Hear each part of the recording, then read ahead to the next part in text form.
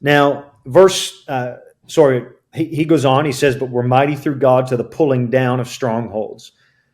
Again, consider the imagery that he's giving us here.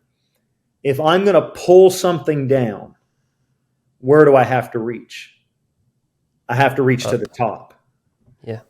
I could knock it down from the bottom, but to pull down gives me the visual imagery that I'm extending upward. And now he's talking about strongholds. This is an old military word.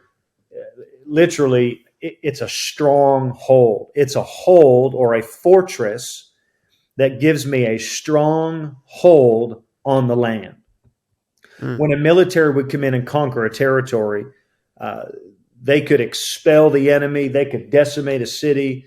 I mean, they could conquer the land.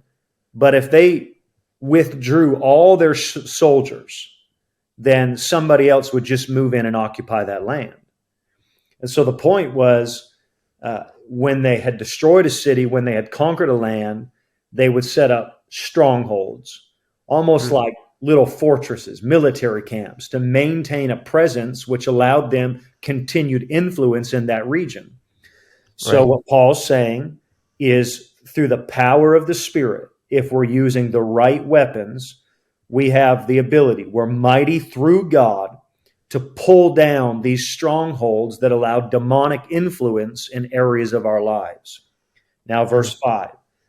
Casting down imaginations and every high thing that exalteth itself against the knowledge of God, and bringing into captivity every thought to the obedience of Christ.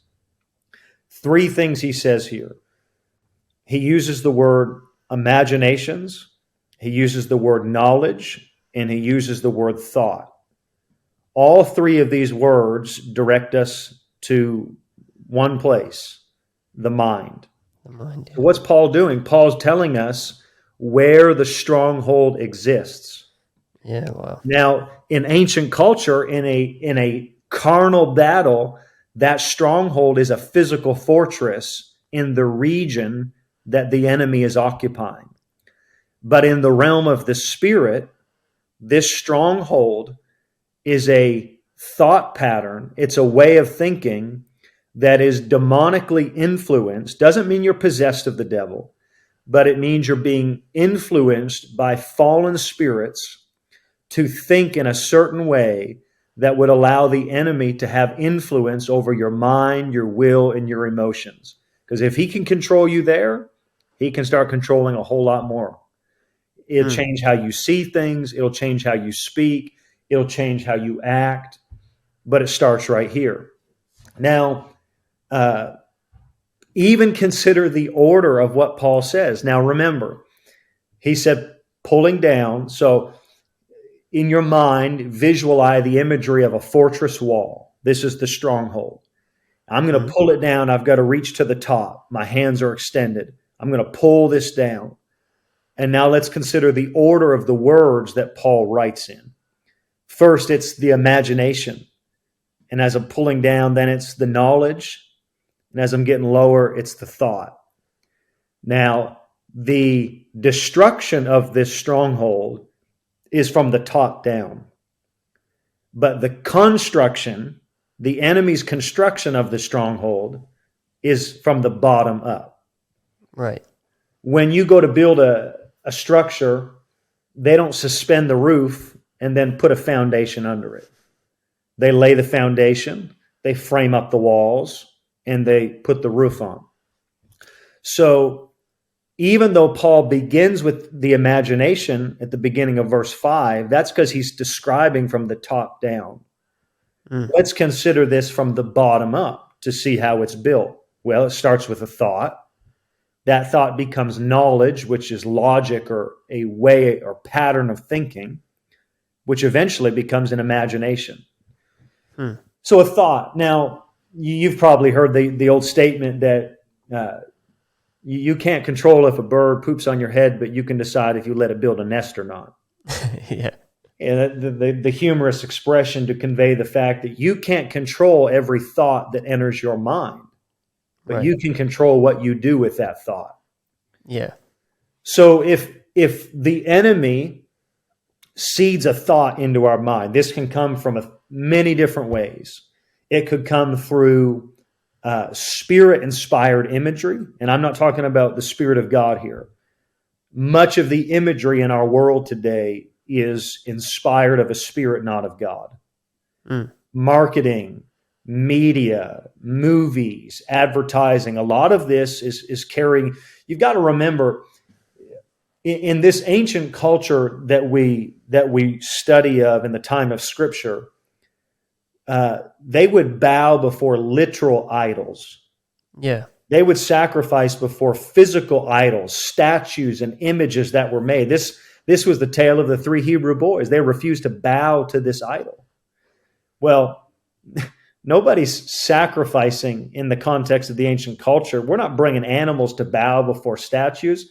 But friend, our culture, we think we have evolved, but we are shelling out money, our sacrifice, at the altar of imagery everywhere we go. That's such a good point. And Paul talked about, they sacrificed to demons. Well, they were sacrificing to a physical idol, but the principle was behind every idol, there is a spirit.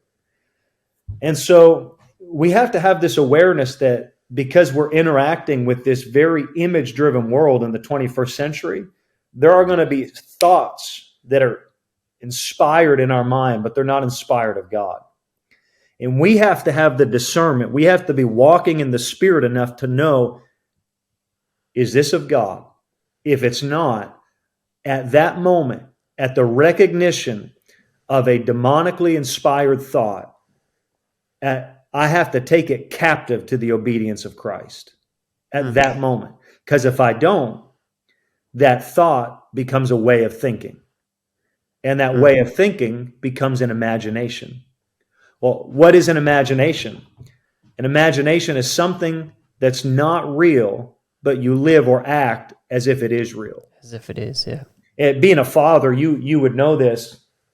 I've got 3 sons, and the older they get, everything in our world teaches them to stifle the power of their imagination.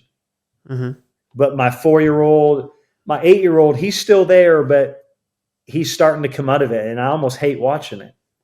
But you give them certain toys, certain objects, and through the power of their imagination, they go into another world.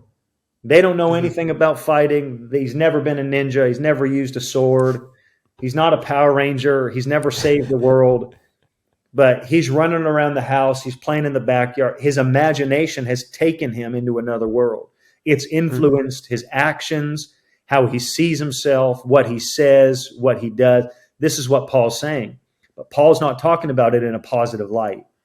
He's saying there are demonically inspired thoughts that if you don't take captive, become a way of thinking that becomes an imagination. The root of imagination is image. It literally becomes an image in your mind, and you become conformed to the image. You see it in your mind, and you start to conform your behavior. That's why in Romans 2, he's talking about, be not conformed to this world, but be ye transformed by the renewing of your mind. You literally, that word renewing means to renovate. You've got to tear that out and start putting the right thing in. Because ultimately, how you live your life is dictated by what's happening right here.